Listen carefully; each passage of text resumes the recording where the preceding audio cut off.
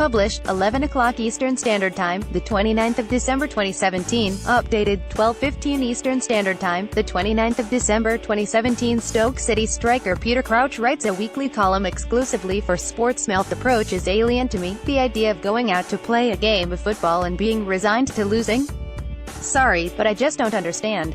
A debate has surfaced following on from comments made by Pep Guardiola after Manchester City's win at Newcastle, who wants to see teams come out and play. Jamie Carragher and Gary Neville followed up on Sky Sports, saying the Premier League is losing its identity. I appreciate where they're coming from. It's clear that the top 6 have got away a little bit more from the remaining 14 teams in the division this season, but I can't accept it has become a foregone conclusion that you are automatically going to lose when you face one of the big teams. Over the years, Stoke have probably been the best example of a side who have beaten almost all the big teams at home. Reputations don't mean anything when they arrive at the Bet365 stadium, and we have always done our best to ensure those reputations are shredded a bit when they leave. A debate over the ambition of teams against the likes of Manchester City has arisen this week. We often give the big sides a game at Stoke. I can't imagine being resigned to losing to them. Our first home game this season was a 1-0 win over Arsenal. We've always tended to beat them. A month later we drew 2-2 with Manchester United. We've beaten everyone here down the years, and I'm confident we'll do so again in the future. With the crowd behind us, I'd back us against anyone. There are ways you can do it, even if the other team have huge resources. You couldn't, for instance, go toe-to-toe with Manchester City, and you have to get men behind the ball, but that doesn't stop you being a threat either with set pieces or counter-attacks. Look at some of our players. We've lost to a few of the top sides so far, but you couldn't level it at us that all we wanted to do was shut up shop and keep the score down. Xherdan Shaqiri and Eric Choupo-Moting don't want to be in a team that defends. These are players who want to attack.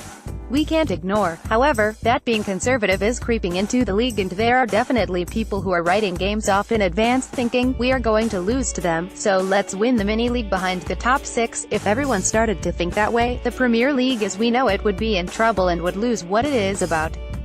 When you set up to defend, all you are doing is inviting pressure on yourself, so why not have a go? Teams are lying down at home, and that shouldn't happen. Perhaps it's the goals that the top 6 are scoring. City are averaging more than 3 a game in the Premier League. Liverpool have scored 25 during December alone. Tottenham are running in 4s and 5s, and I know how the players in those squads will be feeling. The likes of Eric Choupo-Moting haven't come to Stoke for us to be a defensive team. The goals scored by the top 6 could be a reason for conservatism creeping into our game. Nothing gives you more confidence than being in a team when you know you're going to win. The days were magic when you sensed everything you were about to do was going to come off and goals were going to arrive. I got them regularly when I was at Liverpool and Tottenham. Equally, I've experienced the other side of it, the days when you simply feel embarrassed. We got beaten 5-1 by Tottenham earlier this month. They have beaten us heavily a few times, and it has felt like they were on a different planet. Manchester City did something similar. We lost 7-2, and you can't help but feel disheartened, demoralized. When you are struggling to get out of your own half and, as a striker, you only have 3 or 4 touches of the ball, it is so frustrating. A scoreline such as that hurts your pride and leaves you drained. You can acknowledge their quality, but truthfully, you would rather lose 1-0 to a team that you should beat with an unlucky goal rather than suffer a hiding. The concern is that more and more teams are accepting their fates before even crossing the line. I appreciate that there is so much money involved in the game these days, but the lower teams have money as well and, arguably, have never had it so good in terms of resources. The days in my career when you sensed that everything would come off were magic, but I have experienced the other side too. Big defeats hurt your pride and leave you drained. We all have enough reason to give it a go. We play Chelsea on Saturday, for example, and we won't be going to Stamford Bridge with our fingers crossed that we will escape unharmed. We will go to cause them as many problems as possible, but we still have to be hard to beat and get men behind the ball. Hopefully, what we have seen creeping into the game, the desire to sit deep and defend and frustrate, will simply be a trait. English football is about excitement and not being afraid to take on a challenge. We will always be up for the challenge. With a bit of luck, others will be too. I love Rafa, despite him subbing me. The new year starts for me with a home game against Newcastle on Monday, and that means a reunion with Rafa Benitez. Rafa played a huge role in helping shape my career. There were a lot of eyebrows raised when he signed me in 2005.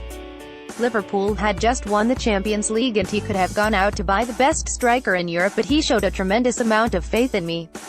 Working with him was an education and an experience. I quickly discovered he is very single-minded and there were times when he was difficult. He gets lots of criticism but he doesn't care what people think. He is a football obsessive, someone who even surpassed Jamie Carragher for his love of football. He can't ever switch off. Rafa Benitez bought me after winning the Champions League at Liverpool. I wish him the best. Benitez is even more of a football obsessive than Jamie Carragher. He can't ever switch off. Cara used to watch everything, every match, every program, but Rafa took it to new heights. I remember him coming to training one day and saying to Jermaine Pennant, "Did you watch the game? About a Champions League tie the previous evening. Jermaine was sat next to me, putting on his boots and just said, 'What match?' It blew Rafa's mind. If ever there were two opposite characters in football, there they were. Rafa was stood, open-mouthed, clearly thinking, what is going on? There were so many stories." In 2005-06, Stevie Gerrard was the PFA Player of the Year. He scored 25 goals from right midfield and was just incredible, but I'll never forget Rafa trying to teach Stevie how to use his left foot. He just always wanted to improve people. Maybe Stevie didn't use his left foot a lot, but he was hitting 30-yard balls with the outside of his right. He'll always find a weakness in anyone, and I think that's why in the past big players have clashed with him. I scored against Reading once by going around the keeper. I used Robbie Fowler as a decoy, but after the game Rafa was fuming at me because I hadn't passed. It was always his way to pull you up. You'd think to yourself, how can I possibly get a bit of praise from this man? Benitez was rarely satisfied. He even kept on at Steven Gerrard to improve his left foot. Benitez subbed me when I had scored twice at Birmingham. I was desperate for a hat-trick. We beat Birmingham 7-0 in the FA Cup and I'd scored 2 before half-time. During the break I said to him, please keep me on. I knew he was going to make changes, but I was desperate to score a hat-trick for Liverpool. So I went out for the second half, and was substituted in the 56th minute, but I loved working with him. He gave me the opportunity to play for such a fantastic club. He's a top manager and he got Newcastle promoted under difficult circumstances and I'm sure they will stay up. I always wish him the best when I see him, I just won't do it on New Year's Day. As this is the last column of 2017, I wanted to have a look back at the highs and lows of the past 12 months with a few personal awards. See you again in the new year. Player of 2017, Harry Kane. I'm almost running out of things to say about him. It is things like how quickly he gets his shots away, both feet, so little backlift, such power. He always hits the target. You think of Lionel Messi and Cristiano Ronaldo, out on their own and nobody can touch them. Now Harry has gone and scored more goals than them in fewer games. I didn't think that was possible. If he does that on a consistent basis, he'll be talked about as being at that level. I worked with him when he was a kid, but the improvement he has shown, year on year, has been staggering. Harry Kane's improvement at Tottenham year on year has been staggering. He is intelligent, good in the air and quick enough. People say he reminds them of Alan Shearer, but I think he is Shearer and Teddy Sheringham molded into one player. He can drop deep and play those clever passes, but he can also lead the line. He's got everything, a proper center forward. People talk about Neymar. He moved to Paris Saint-Germain for £198 million, but Harry has scored more goals than him in the last 12 months, so what is he worth? And you know what else? I don't think he is appreciated enough. As a nation, we are cynical. We think to ourselves, he can't be that good, he's English. If he was French or Italian or Spanish, people would be talking about £250 million for him. People rave about Kylian Mbappé and, yes, he's good, but at this moment, he isn't as good as Harry Kane. Personal frustration, Stoke's performances in the Cups. I feel like we need to win something for the city. I don't take for granted being in the Premier League because it is what we need to do.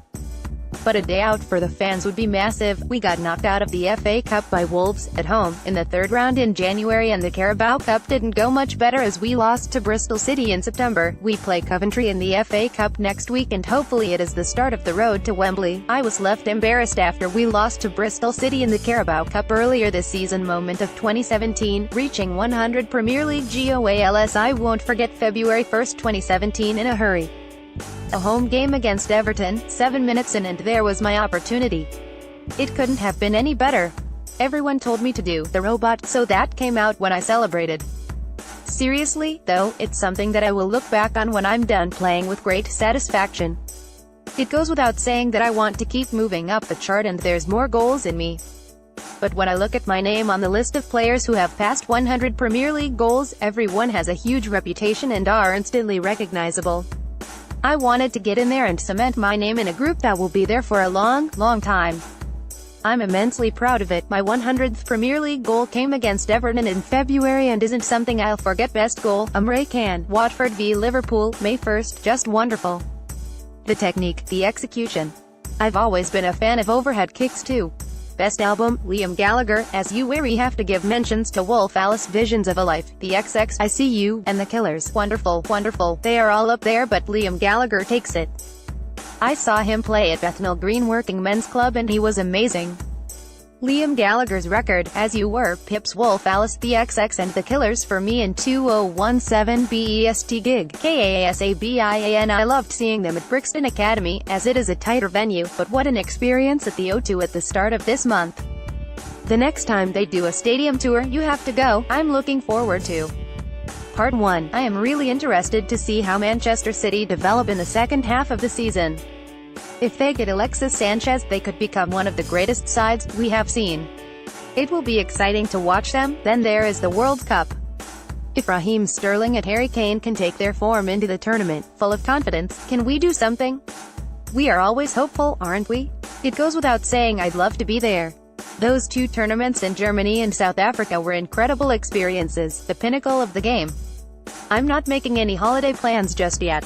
Raheem Sterling could have a blockbuster 2018 with City and then England at the World Cup I'm looking forward to. Part 2. Who wins the PFA Player of the Year? The standard has been ridiculous this season. Kevin De Bruyne, David Silva, Harry Kane, Mohamed Salah and Eden Hazard are the outstanding candidates. If City blow the league away, as appears likely, you wouldn't look any further than De Bruyne. Young Player of the Year is also interesting. I can see it coming down to a shootout between Gabriel Jesus and Marcus Rashford, who has had a great year.